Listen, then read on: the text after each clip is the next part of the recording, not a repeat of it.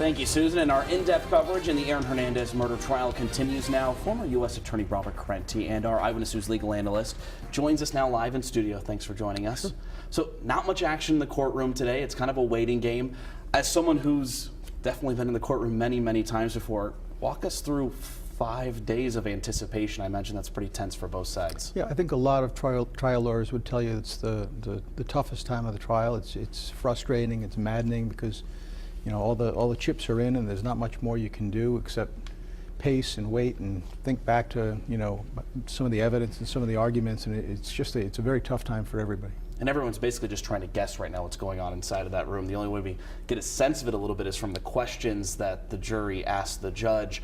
None of those questions that they've asked so far have been about the murder charge. Is there anything we can take away from that?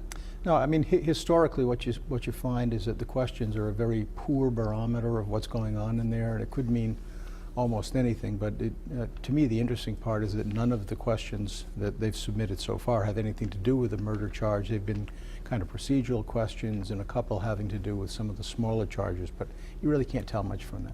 Now, for people at home who've never been a part of the jury process before, they've never been a part of a deliberation at all, tell us what it's like to be the foreperson, the person in charge. What are they actually doing inside of that room?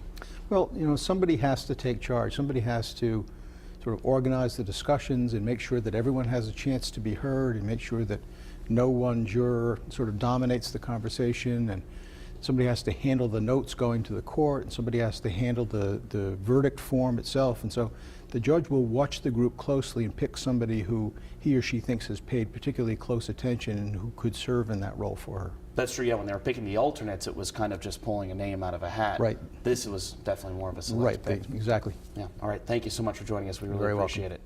And you can count on Eyewitness News for continuing in-depth coverage as the jury process continues in the Aaron Hernandez murder trial. Whenever the verdict comes down, we'll bring it to you live, both on air and online.